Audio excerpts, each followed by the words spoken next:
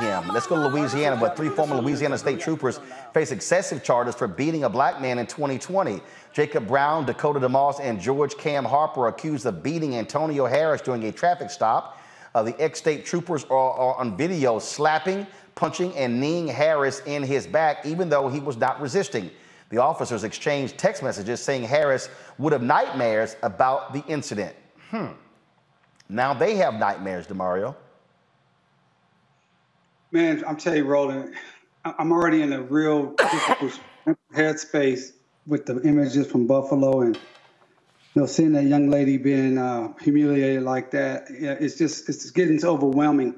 And this is, again, why I've just continued to be a broken record on this deal. The DOJ, Department of Justice, need to be coming in on all these cases, filing charges, and prosecuting these people to the full extent of the law. Stop utilizing the excuse that we don't know if we can win. Stop utilizing the excuse that we don't want to get involved in state-based or state charges. Utilize the awesome power of the federal government. Look, Roland and Teresa and Mustafa, I'm tired of seeing billions of dollars and everything going over to Ukraine while our communities are under attack each and every day and nothing is being done. These politicians, the president on down, have the ability, the power to provide resources and policies and laws and enforcement mechanisms that could save our lives and make our lives better, and they're refusing to do it. We have to continually say that to them. Everybody, every civil rights leader, every athlete, everyone that's in this space pushing needs to have the same mantra. Utilize the power that you have to make our lives better. That officer in that police department should be placed under investigation by the DOJ and sued. The story, I read the story that you sent over, Roland.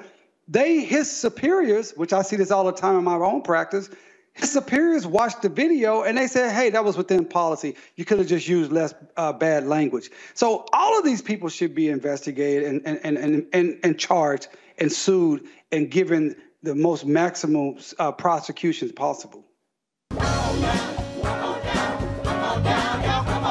Welcome you to the launch of the Mass Poor People's Low Wage Assembly and Moral March on Washington, D.C., June 18, 2022. We are a new, unsettling force, and we are powerful. New, unsettling force, and we are here.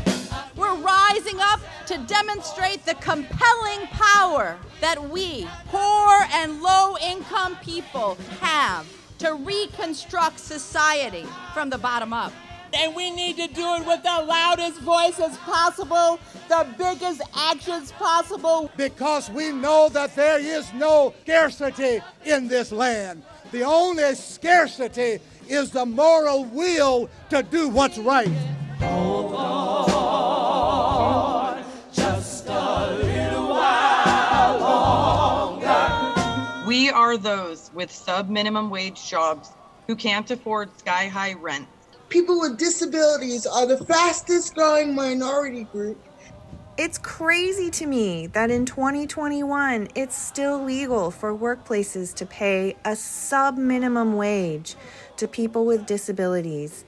There are still so much trial and tribulations that we go through as Indigenous people. We can't get a decent wage to sustain ourselves, nor can we get adequate housing. Veterans across this nation say enough is enough. We can't pat essential workers on the back on one day and then cut their health care the next day. Health is a political choice. What more do I need to do to prove that my voice is just as valuable as anyone else's? There are still forces in denial that would try to slow walk our transition to a clean economy and a just future for us all. We have an immoral system run by immoral people. But together we walk, and we walk and we fight. It's time for a change. Reconstruyamos esta gran nación. See, we are people of resilience as we fight these interlocking injustices together. When we work together, mobilize together, and rise together, we become a voice for the voiceless, and we become an agent of change in a time where great change is needed. We need the third reconstruction to ensure that deaf people, people with disabilities, and all people can have the right to live and to thrive. We know what they are doing, but the question is, what are we going to do? Reconstruction begins when we change our mentality and say it's time for you to get your foot off of my neck.